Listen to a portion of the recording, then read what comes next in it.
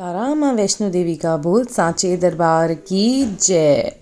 तो आज मैं आपको लेके चल रही हूँ माँ वैष्णो देवी के दरबार में और पूरी यात्रा दिखाऊंगी, कैसे हमने कहाँ से स्टार्ट किया, कैसे करें, और मास्क लगाना अनिवार्य है, कोविड-19 की इन्फॉर्मेशन क्या क्या हैं, कैसे आपको टेस्ट रिपोर्ट्स क्या लेके आनी है, सब आप लाइक सब्सक्राइब और शेयर कर देना अगर आपको अच्छा लगे, और जयकारा ज़रूर लगा देना कमेंट्स में, जय माता दी ज़रूर लिखना ताकि आपकी भी जयकारा माता रानी तक पहुँच जाए।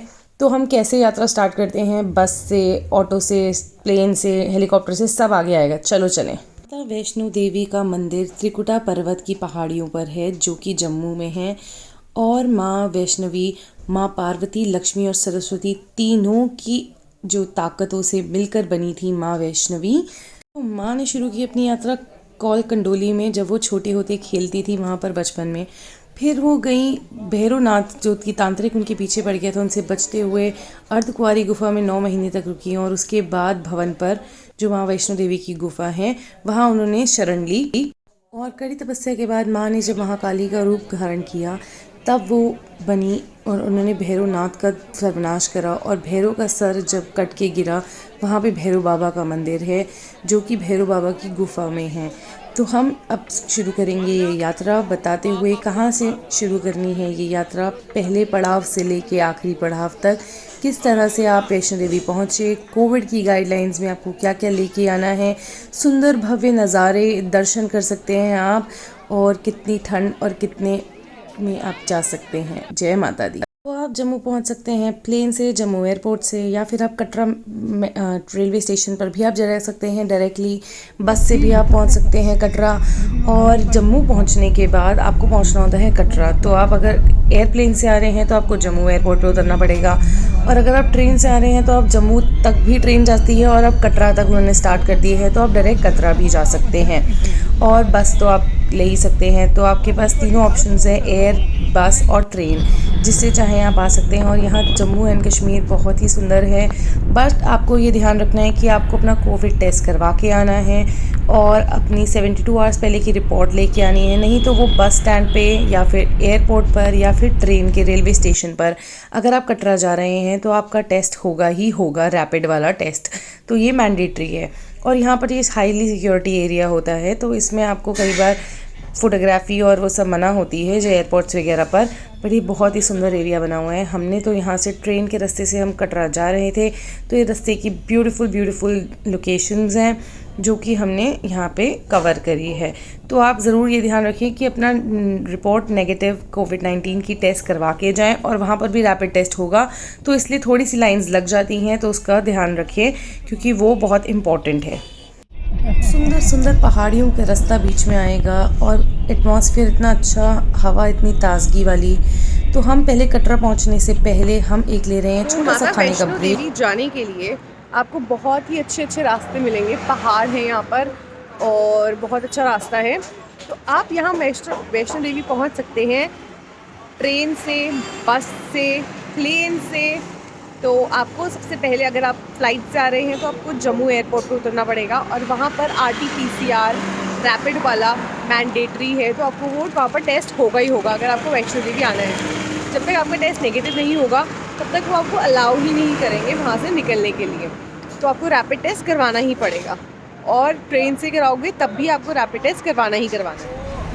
पहाड़ी रास्तों को काटते हुए अब हम पिट स्टॉप ले लिया हमने। अब हम आ गए हैं मेहरा कैफेटेरिया, तो अंदर जाके देखते हैं कैसा खाना मिलता है हमें यहाँ पे।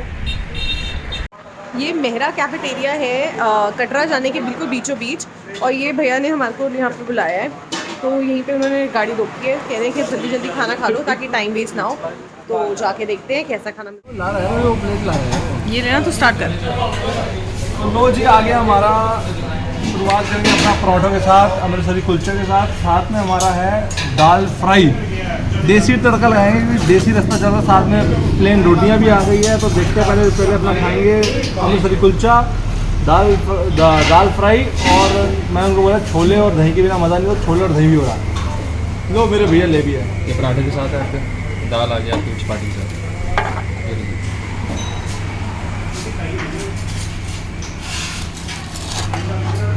वाह, ये तो काफ़ी अच्छा लग रहा है यार। अच्छा तो लग ही रहा है, बटरी लग रहा है। टेस्ट करके बता कैसा है। मक्खन देखो कितना लगा हुआ है। तो अब हम अपना ट्राई करते हैं, शुरू करते हैं अमृतसरी कुलचे।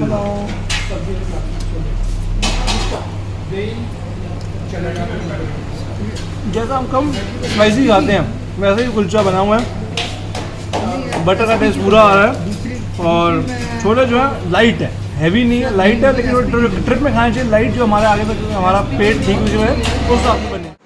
तो हमने अपना भोजन कर लिया है और अब हम जा रहे हैं हेलीपैड की ओर, क्योंकि हम जा रहे हैं वैष्णो देवी की यात्रा फर्स्ट टाइम में करने वाली हूँ हेलीकॉप्टर से। तो आप कर सकते हैं यात्रा पैदल, हेलीकॉप्टर से, या फिर आप पोनी, जो कि मतलब आपको वहाँ घोड़े मिल जाते हैं, या पालकी से भी कर सकते हैं। तो उनके चार्जेस वहाँ पर फिक्स होते हैं, बाकी आप बार्गेनिंग वगैरह कर सकते हैं वहाँ पर जाकर। तो अच्छी चीज़ होगी कि अगर आपको चलने में डिफ़िकल्टीज़ है और अगर आपको पैदल ही यात्रा करनी है तो आप वहाँ मत जाएं, क्योंकि पैदल करना रिस्की और मतलब अपने लिए डेंजरस हो सकता है। तो सबसे अच्छी चीज़ ये होगी कि अगर आपको हेलीकॉप्टर की बुकिंग करवानी है तो आपको और माता वैष्णो देवी की साइड से जाके ही करवानी पड़ेगी। जगह जो है ये आप लोगों को, मुझे यकीन है कि बहुत ही कम लोगों को इसके बारे में पता होगा, तो इसके बारे में आगे बताती हूँ। नई चीज़ हमें इस बार पता चली कि जब भी माँ वैष्णो देवी के दर्शन करो तो नगरोटा एक जगह है जम्मू में, वहाँ पड़ता है ये मंदिर कौल कंडोली माता मंदिर, जहाँ माँ वैष्णो देवी छोटे होते अपनी सहेलियों के साथ जब वो 5 साल की थी खेला करती थी। कौल मतलब एक डोंगा होता है जो उनका एक सिल्वर का चांदी के कौल में वो खेला करती थी।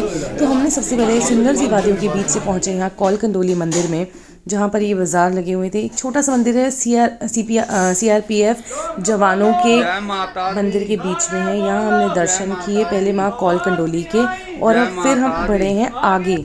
कौल कंडोली में दर्शन करने में बहुत ही सौभाग्य की बात है, क्योंकि ये बहुत सारे लोगों को पता ही नहीं होता कि सबसे पहले हमें कौल कंडोली माता के दर्शन करने चाहिए। तो हम सबसे पहले आए कौल कंडोली माता के, क्योंकि ये जो लोग जम्मू में रहते हैं ना उनको इन्फॉर्मेशन होती है। तो हमारे मामी हैं वो जम्मू की ही हैं, तो उन्होंने हमें बताया कि पहला दर्शन कौल कंडोली दा, फिर आगे बढ़ते हैं बाण गंगा, फिर अर्धकुंवारी, फिर माता के भवन, और उसके बाद भैरव बाबा के दर्शन। ये होती है यात्रा का पूरा एक स्टेप बाय स्टेप यात्रा होती है माँ वैष्णो देवी की। कौल कंडोली, बाण गंगा, अर्धकुंवारी, फिर वैष्णो देवी भवन और फिर भैरव बाबा, ये सारे हमें पूरे करने होते हैं। तो यहाँ हम पंडित जी से पूछ रहे थे कौल कंडोली के बारे में कि क्या है यहाँ की भव्यता, यहाँ पे माँ कैसे आई, क्या था। तो पंडित जी हमें साथ साथ बता रहे थे। तो ये बहुत ही अच्छा है कि आप एक बार टेस्ट करवा के जाओ तो लोग भी यहाँ केयर फ्री रहते हैं। और ये पड़ता है नगरोटा में, जो कि जम्मू में है। CRPF जवानों से पूरा भरा रहता है क्योंकि उनका बेस है यहाँ पर। तो आप भी दर्शन करिए माँ कौल कंडोली के, और अपनी झोलियों को आशीर्वाद से भर लीजिए। जय माता जी का जयकारा लगा दीजिए, जय माता। कोई बात नहीं। और यहाँ माँ झूलती थी अपना झूला, तो हमने यहाँ पर झूला झूलने की कोशिश करी। मैं कर लेता हूँ ना, आगे की वीडियो नहीं बनाई है क्योंकि उन्होंने मना कर दिया था। तो हम यहाँ हमें इतने अच्छे मंदिर के दर्शन करवा के और इतनी अच्छी वीडियो बना के हमें लेके आए विक्की अंकल अपने साथ। मतलब हमें जो है ना, एक हमें पता नहीं था कि कौल कंडोली से शुरू करना, तो वो पहला दर्शन होता है। और दर्शन बहुत बढ़िया कराए और बहुत मज़ा आ गया। और अब आप हमारी अगर आप पीछे वीडियो देखेंगे वो भी इन्होंने बनाई, तो ये फोटो वीडियोग्राफर भी बहुत बढ़िया बन गए हैं। जोर से बोलो जय माता दी। तो अगर आप हेलीकॉप्टर से जाना चाहते हैं तो आपको हेलीकॉप्टर की एडवांस बुकिंग करवानी पड़ेगी, और उसके रेट्स भी फिक्स होते हैं। वो माता रानी की जो ऑर्गेनाइजेशन श्राइन बोर्ड की है उसी से होते हैं। तो पहला शुरू होता है हमारा माता के बिल्कुल स्टार्टिंग पॉइंट से, जहाँ से आपको यात्रा पर्ची लेनी होगी। यात्रा पर्ची लिए बिना आपकी यात्रा शुरू नहीं हो सकती है। तो वो आप और जो वो श्राइन बोर्ड की वेबसाइट है उससे भी ले सकते हैं, वहाँ जाके भी ले सकते हैं। पहला हमारा पॉइंट आता है बाण गंगा का, और बाण गंगा इस बार बहुत ही प्यारी हो गई थी। वैसे तो हम सांझी छत से गए थे, पर ये वाली फ़ोटोग्राफ्स हमारे को जो लोग पैदल आए थे उन्होंने दिखाई थी। तो अब 2 मार्ग हो गए हैं, एक हिमकोटी जो नया मार्ग बना है और एक पुराना वाला मार्ग ही है। नए वाले मार्ग से आप ऑटो रिक्शा भी कर सकते हैं, लेकिन ये 60 साल से ऊपर वाले लोगों के लिए होती है, या फिर कोई हैंडीकैप है छोटे बच्चों के लिए। या फिर आप कर सकते हैं ये पालकीज़, ये बहुत ही अच्छी होती है, कंफर्टेबल्स होती हैं, इन सबके रेट फिक्स होते हैं। या आप ये जा सकते हैं पोनीज़ में, जो ये होते हैं। आप ये घोड़े भी कर सकते हैं, ये खच्चर होते हैं और आपको डरने की ज़रूरत नहीं है। काफ़ी हद तक सब कुछ बंद है, ऊपर से भी कवर्ड है, लंगूर का भी डर नहीं होता और साइड से भी कवर्ड है, तो डर नहीं लगता है। तो बाणगंगा से आगे बढ़ते हैं, हमारा सेकंड स्टॉप आता है अर्धकुंवारी। तो अर्धकुंवारी से आपको मिलती हैं ये बैटरी रिक्शाज़। बैटरी रिक्शाज़ आपको पहुंचाती है भवन तक, और वहाँ तक आपको सिर्फ 60+ एज वाले लोग या फिर हैंडीकैप या कुछ जिनको कोई दिक्कत हो वो जा सकते हैं। तो हम चल पड़े हैं, अपना रास्ता कटरा से अलग कटता है जो जाता है हेलीपैड पे। तो हम आ गए हेलीपैड टर्मिनल पे। यहाँ पर आपको पहले से ही टिकट बुक करवानी होगी और आपके पास कोविड के और सबके टिकट्स और चेकिंग स्लिप्स होनी ही चाहिए, अदरवाइज़ वो आपको बोर्ड ही नहीं करने देंगे हेलीकॉप्टर। कटरा पे ये मैंडेटरी है। तो यहाँ पर 2 और 3 हेलीकॉप्टर की सर्विसेज होती हैं। तो यहाँ पर आप पहुँच के पहले आपको बुकिंग करानी पड़ेगी निहारिका कॉम्प्लेक्स पे। आप ऊपर भवन की बुकिंग करा सकते हो। हेलीकॉप्टर की बुकिंग कराने के लिए आपको माता वैष्णो देवी की जो साइट है उससे ही बुकिंग करवानी पड़ेगी। और देखो हेलीकॉप्टर के बाद जय माता दी। और हेलीकॉप्टर आपको देखा आपने यहाँ से जाता है और आता भी है। तो हेलीकॉप्टर की बुकिंग आपको पहले से करवा के आए। यात्रा पर्ची जरूर लेके आनी है, और यात्रा पर्ची आप अगर प्लस कोविड रिपोर्ट भी आपको कोविड रिपोर्ट 72 आवर्स पहले की लेके आनी है अगर आप कटरा के लिए जा रहे हैं। यहाँ पे कुछ जनरल इंस्ट्रक्शंस लिखे हुए हैं कि आप कैसे पेमेंट कर सकते हैं। 1800 रुपीज़ की पर टिकट है 1 वे की। तो आपको अगर आना जाना करना है तो दोनों टिकट्स लेनी होगी। और एक बात, अगर आप सेम डे ही हेलीकॉप्टर से आना जाना कर रहे हैं तो आपको एक VIP दर्शन का पास मिलेगा, जिससे आप डायरेक्टली उसी जगह भवन के अंदर पहुंचा दिया जाता है आपको जहां पर दर्शन हो रहे हों। अगर आप हेलीकॉप्टर से ट्रैवल कर रहे हैं तो आपको सबसे पहले अपने सारे डॉक्यूमेंट्स अपने साथ रखने हैं। और जिस डेबिट कार्ड या क्रेडिट कार्ड से आपने अपनी बुकिंग करवाई है तो वो आपको अपने साथ लेके आना है। ये सारा मैंडेटरी है। और यहाँ पर इंस्ट्रक्शंस लिखे हुए हैं जो मैंने आपको वीडियो में दिखा भी दिए हैं। तो आपको यहाँ तक कटरा से थोड़ी सी दूरी पर ये हेलीपैड है जो आप कैब से या ऑटो से भी यहाँ पहुँच सकते हैं। और जब हेलीपैड पे आप पहुँच जाएं तो आपकी बैग की चेकिंग होगी, बैग का वेट होगा, और जिनका वेट कम होगा वो आगे बैठेंगे और जिनका थोड़ा ज़्यादा होगा उनको पीछे बिठाते हैं। और बैग का भी वेट 10 kgs तक रखें और उससे कम ही रखें ताकि कोई डिफ़िकल्टीज़ ना हो। और उसके बाद यहाँ से ये वो कैब प्रोवाइड करते हैं जो आपको हेलीपैड तक पहुँचाती है। तो आपको यहाँ तक अपनी किसी भी ट्रांसपोर्टेशन में यहाँ पहुँचना है और उसके बाद यहाँ से जो हेलीपैड वालों की ट्रांसपोर्टेशन है वो आपको हेलीपैड तक पहुँचाएगी। तो अब हम चलते हैं यहाँ से हेलीपैड और फिर मैं आपको दिखाती हूँ जब हम हेलीकॉप्टर में बोर्ड करेंगे। मिलते हैं बोर्डिंग पासेस। तो हर हेलीकॉप्टर की अलग से बोर्डिंग पास मिलता है। तो ये आ गई है कैब जो हमारे को हेलीपैड से हेलीकॉप्टर के जहाँ पर लैंडिंग और टेक ऑफ होता है वहाँ पर लेके जाएगी। और वहाँ जाके भी अभी देखते हैं चेकिंग वगैरह होती है। एंड अभी मुझे पता चला कि हेलीकॉप्टर की फ़ोटोग्राफी मना है क्योंकि जिससे जो हेलीकॉप्टर चला रहे होते हैं पायलट्स उनको डिस्टर्बेंसेस होती है। तो अब हम वहाँ जा रहे हैं और वहाँ के ब्यूटीफुल से नज़ारे दिखाती हूँ मैं आपको। ये देखो, जब हम हेलीपैड मतलब हेलीकॉप्टर की बुकिंग से हेलीपैड तक पहुंच रहे थे, इतना सुंदर नज़ारा है यार। और मेरे को तो सबसे अच्छी चीज़ लगी कि इसकी जो इन्वायरमेंट है ना, air quality is so beautiful कि और इतनी फ्रेश एयर आती है जो कि दिल्ली में नसीब ही नहीं होती है। यहाँ हो रही हेलीकॉप्टर की वेटिंग और इसके आगे हेलीकॉप्टर की फ़ोटोग्राफी मना है। ये देखो यहाँ तक तो मैंने खींच लिया है, बट इसके आगे मना है। तो ये सारे हेलीकॉप्टर की एंट्री से पहले की है। सो ब्यूटीफुल यार, पहले मुझे बहुत डर लग रहा था बट जैसे वहाँ बैठे ना तो मज़ा ही आ गया। जोर से बोलो जय माता दी, सारे बोलो मैं नहीं सुनिया। तो आप यहाँ से अपने बैग्स वगैरह के लिए पिट्ठू भी कर सकते हैं या आप खुद उठा के चलना चाहें तो चल सकते हैं। देखिए यहाँ से हमें उतरना होता है माँ माता रानी के भवन तक। तो उतरना तो आसान है, लेकिन अगर वापसी में आ रहे हैं और अगर आपको, मैं सही में बता रही हूँ, अगर आपको डिफ़िकल्टीज़ है चलने के लिए तो आप घोड़ा कर लीजिए, खच्चर कर लीजिए या फिर पालकी कर लीजिए। यहाँ पर सब कुछ अवेलेबल है। रेट सबके फिक्स्ड है और वो लोग भैया सिर्फ आपसे ऊपर से कुछ बख्शीश मांगते हैं, तो बाकी सब फिक्स्ड है। देखिए इतने प्यारे रास्ते, एक तरफ से घोड़े चल रहे हैं, पालकी वाले चल रहे हैं, पैदल वाले भी चल रहे हैं। और हमने किया था पैदल रास्ता क्योंकि थोड़ा सा ही था, तो जाते वक्त तो हमारे को कोई दिक्कत नहीं हुई, तो पैदल चल। भव्य नज़ारा, इतना अच्छा नज़ारा है यहाँ से, आप देखो। और हम इस टाइम पहुँचे हैं अराउंड 3 o'clock के, माता के भवन की तरफ जा रहे हैं हेलीकॉप्टर से आके। और आप ध्यान रखें हेलीकॉप्टर से आ रहे हैं तो एम्पल ऑफ टाइम लेके निकले, क्योंकि बुकिंग कराने का जो आपको टाइम मिलेगा उसे 1 से 1.5 घंटा पहले ही आए, क्योंकि हेलीकॉप्टर को भी आने जाने में टाइम लगता है और जिस हिसाब से हवा चल रही होती है उसी हिसाब से हेलीकॉप्टर वर्क करते हैं। तो आप सोचिए कि कभी भी आ जाओ और कभी भी हेलीकॉप्टर मिल जाएगा, ऐसा नहीं होता। अगर तो वहाँ पर हवा नहीं है ज़्यादा तेज़ और बारिश नहीं है तो हेलीकॉप्टर्स अपनी टाइमिंग्स में चलेंगे, अदरवाइज़ थोड़ा डिले हो सकता है। तो उसी हिसाब से आप आए। और यहाँ नज़ारे इतने अच्छे हैं, इतनी ऊंचाई पे पहुँच गए हम, पता ही नहीं चल रहा। तो मैं आपको बता दूं, अगर आप हेलीकॉप्टर से जा रहे हैं और भवन पे स्टे नहीं कर रहे तो ज़्यादा कपड़े लेके मत जाएं, ज़्यादा वेट लेके मत चलें, आराम से एकदम फ्री होके चलें। और अगर आप वहाँ स्टे करने वाले हैं तो कुछ कपड़े ले लें, क्योंकि भवन पर ठंड होती है। पहाड़ियाँ हैं और रास्ते देखो कितने ज़बरदस्त वाले, अच्छे, सुंदर, तो आपको रास्ते एकदम में ऐसी बहुत ही मज़ेदार। अच्छी अच्छी दुकानें सारी मिल जाएंगी माता रानी के भवन पे चलते वक्त। और यहाँ पर सब चीज़ें अवेलेबल हैं, जो खाने पीने की, पानी। सबसे अच्छी बात क्या है कि आपको जब भी रास्ते में आप जाएंगे, आपको जो भी श्राइन बोर्ड के जितने भी आपको यहाँ पे खाना या जो भी आपको सब सारे सामान देंगे, आपको ईटरीज होगी, तो वहाँ पे आपको जो MRP लिखा हुआ उसी में मिलेगी। ऐसा नहीं कि आपसे एक्सेस चार्ज किया जाएगा।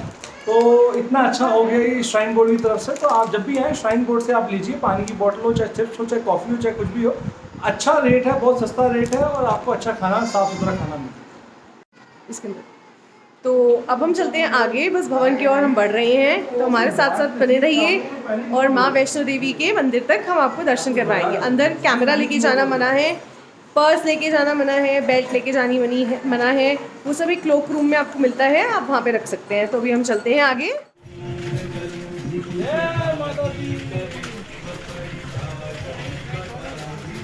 जय माता दी, जोर से बोलो।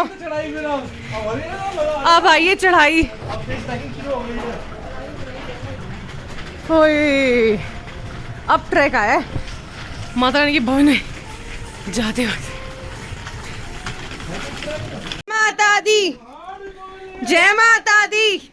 तो अब ये रास्ता आया था थोड़ा सा स्टेयर्स का, जय हमने सोचा माता इससे दी। ट्राई करते हैं उतरते वक्त। जय उतरते वक्त माता फिर भी थोड़ा दी। इजी है, बस हमने चढ़ते वक्त भी ट्राई जय किया था। माता स्टेयर्स दी। कम से कम यूज़ करिए, जय ना ही यूज़ माता करें तो दी। अच्छा रहेगा, क्योंकि इससे बहुत हेक्टिक और पैर बहुत जल्दी थक जाते हैं और सांस भी बहुत चढ़ती है। और ये देखो रोप वे, ये जाती है भैरव बाबा की तरफ और ये एकदम रास्ता है एकदम गुफाओं के बीच में से निकलता हुआ। हमें पहले ही बताओ, हमें ले भवन ले आए वहाँ। हाँ भवन में बस आ गया भवन। भवन आ गया है। भवन आ गया है। और पीछे भैया? पीछे रास्ता दिखाया था, पीछे जो है, पीछे ऊपर जो जा रहा है वो भैरव का रास्ता जा रहा है वो। अच्छा, हाँ, एक भैरव का रास्ता भैया कह रहे हैं रोपवे से है। कल सुबह में कहते हैं रोपवे से चले जाओ तो वो तुम्हारे लिए बेटर रहेगा, क्योंकि तुम इतनी कितनी चढ़ाई करोगे। बस हम पहुंच गए हैं भवन के बिल्कुल करीब और यहाँ पर बहुत सारी शॉप्स हैं, खाने पीने की कोई कमी नहीं है। श्राइन बोर्ड के अंडर आती है सब चीज़ें, तो रेट्स एकदम इनके फिक्स्ड हैं, तो कोई भी एक्स्ट्रा पैसे नहीं मांगता। सबसे अच्छी बात मैंने ये देखी, यहाँ पे कोई बेगर्स नहीं थे और नीटनेस एंड क्लीननेस इतनी मेंटेन करी हुई है श्राइन बोर्ड ने, मतलब आप देखोगे ना सही में बहुत अच्छी करी हुई है। तो आप लोग भी प्लीज़ जो भी जाओ वहाँ गंद मत फैलाना, बहुत ही अच्छी हुई है। और सारी चीज़ें यहाँ पर साग रत्ना से लेके, और ये देखो यहाँ पे बनी थी बहुत ही अच्छी गर्मा गर्म जलेबी, वो भी देसी घी में, देखिए आपने कितनी प्यारी है, और समोसे एकदम ताज़े ताज़े। और अब देखो ये है माँ वैष्णो देवी का दरबार, इतना सुंदर, इतना अच्छा, इतना प्यारा, ये देखो क्या व्यू है बस। और यहाँ पर इतने अच्छे अच्छे भवन बन गए हैं। तो अब मैं आपको बता दूं कि अगर आप यहाँ पर वैष्णो देवी के भवन पर स्टे करना चाहते हैं रात को या दिन में या जब भी, तो आपको इसकी बुकिंग बहुत पहले से ही श्राइन बोर्ड की वेबसाइट से जाके ही करानी चाहिए। कम से कम 1 से 2 महीने पहले आप ट्राई करेंगे, तब जाके आपको यहाँ पर नंबर मिलेगा, अदरवाइज़ यहाँ बेड्स अवेलेबल नहीं होते।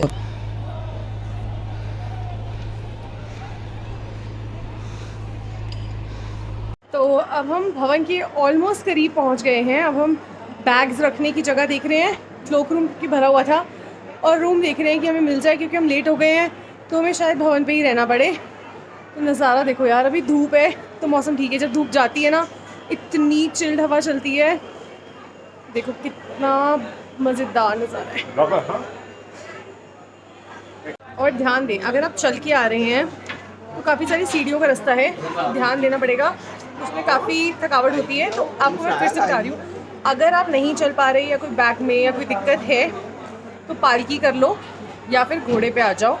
काफ़ी अच्छा सिस्टम है, पर्ची कटती है, और ध्यान देना कि ये लोग बस ये बोलते हैं कि आप जो अपनी इच्छा से देना चाहो वो दे दो, जितने पर्ची है उस पर पर्ची मिल ही जाती है, उतने की ही कटती है, वो सेम प्राइसेस है सबके। तो आप ध्यान रखना जब आओ।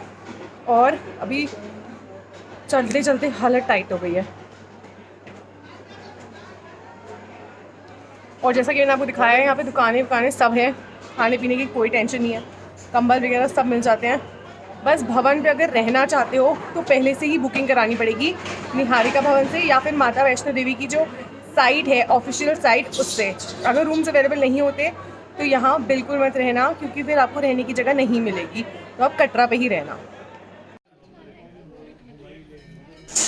तो यहाँ पर है एक तरफ चांद एक तरफ सूरज, एकदम वेटिंग हॉल है छोटा सा जो भवन के बिल्कुल पास है। तो कपड़े वपड़े चेंज करना हो, हाथ मुंह धोना हो, फ्रेश होके भवन में अंदर जाना होता है माता वैष्णो देवी के दर्शन के लिए, तो आप यहाँ हो सकते हैं।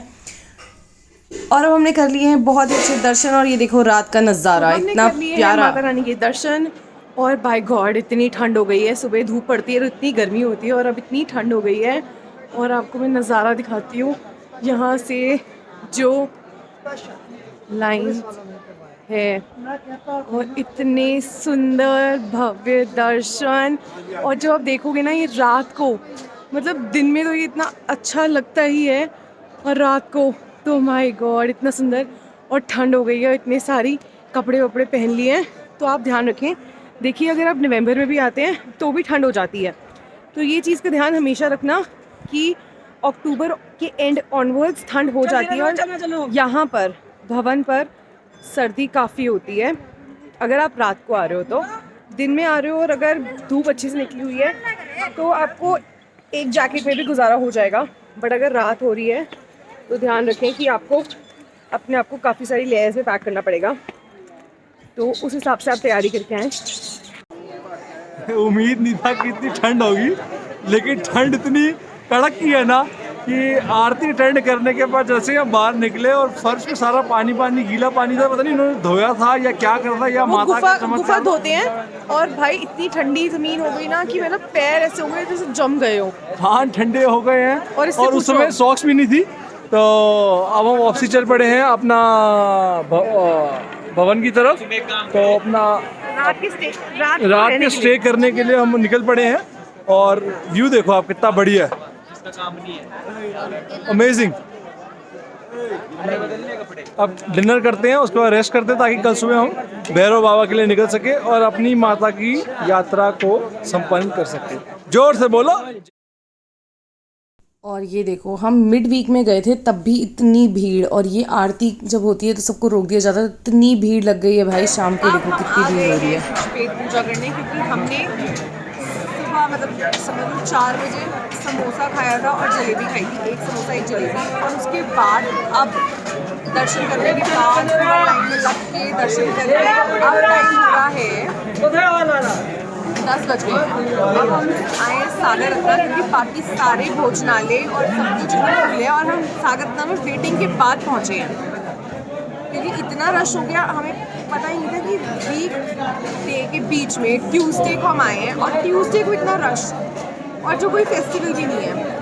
तो ये अनप्रेडिक्टेबल है भाई। आजकल सब लोग दर्शन करने के लिए घूमने के लिए निकले हुए हैं, और ध्यान रखना मास्क वास्क लगा के रखो। और जैसे मैंने बताया था RT-PCR टेस्ट होता ही होता है यहाँ पर आने से पहले, तो रैपिड टेस्ट होगा अगर आप आ रहे हो तो, और नहीं तो अपनी RT-PCR 72 आवर्स की रिपोर्ट पहले लेके आए।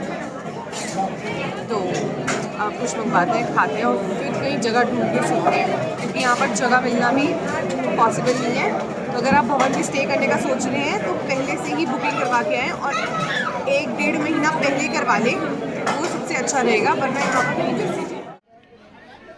और अर्धकुंवारी से भवन तक आने के लिए बैटरी कार्स भी मिलती है, तो ये उसके लिए कुछ इंस्ट्रक्शंस हैं कि पर पर्सन कितनी होती है, और यहाँ पर उसके लिए भी बहुत लंबी लाइन लगी हुई है।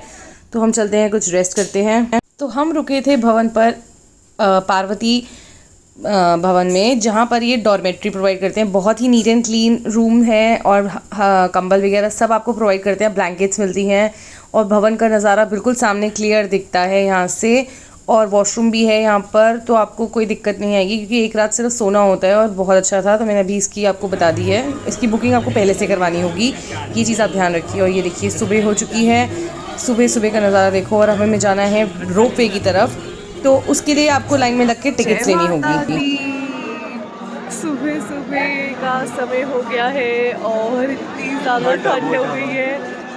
एक्सट्रीम ठंड होती है रात को और दिन में, बट नज़ारे इतने अच्छे हैं ना कि सारी ठंड भुला देते हैं, चाहे वो रात की हो या दिन की हो। और लोगों की शिद्दत है भाई, ठंड में रात को बाहर सो रहे हैं और इंतज़ार कर रहे हैं माता के दर्शनों का। इसे कहते हैं शिद्दत। जय माता दी। रहने को रात को जगह नहीं है और आराम से सो पाए, ठंड बहुत थी, तो जय माता दी।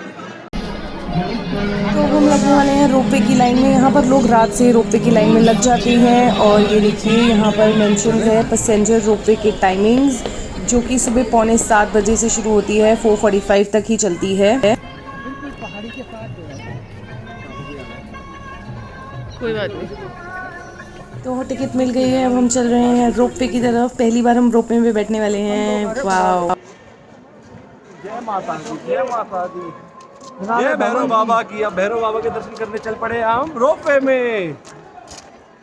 तो रोपवे की टिकट 100 रुपीज़ की होती है, 2 आवर्स की मिलती है, उसके लिए भी 2 आपको वे की स्कैन मिलती करानी है। पड़ती है टिकट। तो आप जाइए, ऊपर दर्शन टिकट कीजिए, लेनी फोटोज़ खींचिए और साथ ही साथ रोपवे से वापस आ जाइए।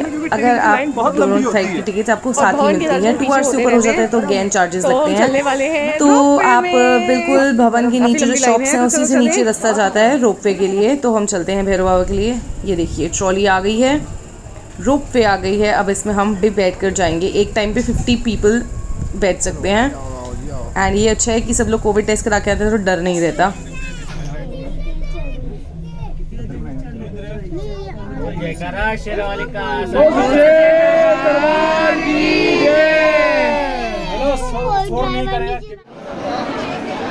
यहाँ पर है छोटी सी भैरव बाबा के मंदिर के लिए लाइन, ज़्यादा बड़ी नहीं है और ऊपर अच्छे से दर्शन कर सकते हैं आप लोग। और दर्शन करने के बाद यहाँ पर है, एक साइड से आप पैदल चल रहे हो तो यहाँ पर भी जा सकते हैं, ओम पॉइंट, सांची छत, अर्धकुंवारी और कटरा।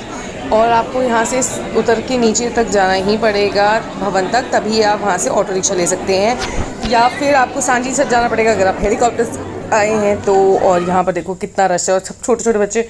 एंड लंगूर से सावधान रहना, ये लोग प्रसाद छीन के भाग जाते हैं। मैं फ़ोटोज़ खिंचवाने के लिए वहाँ खड़ी हुई तो मेरे बिल्कुल पास से निकल के गए भैया, एकदम से साथ साथ घूमते रहते हैं ये भी। और ये देखो ये टॉप मोस्ट पहाड़ी से जो भैरव बाबा का मंदिर है, ये सूर्य उदय हुआ था। ये लंगूर जी खाना खा रहे हैं किसी का छीन के। एंड ये देखो जो किरणें पड़ रही हैं सूरज की पहाड़ों पर, इतनी अच्छी, इतनी प्योर और इतना अच्छा नज़ारा मिलेगा ना आपको, मन खुश हो जाता है इसमें देख के।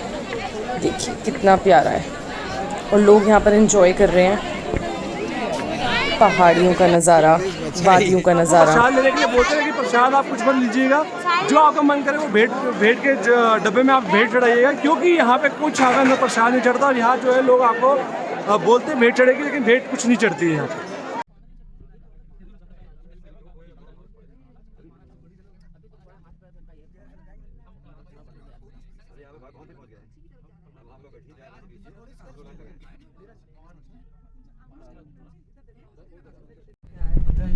तो अब हम वापस नीचे की ओर भवन की ओर जाते हुए, क्योंकि हमें यहाँ से फिर सांची छत जाना है, क्योंकि हमारे को वापस हेलीकॉप्टर से आना था। और तो हम चलते हैं। खड़ी चढ़ाई के बाद मतलब हमें वापस हेलीकॉप्टर से आना था, बट भवन से वापस हेलीपैड तक खड़ी चढ़ाई है और हालत ख़राब हो जाती है। ठंडी ठंडी हवा, आप मेरी हालत देख ही सकते हो। मतलब ठीक है, पालकी और घोड़े भी कर सकते हो, तो जो बड़े लोग हैं आपके साथ उनको पालकी करवा दो।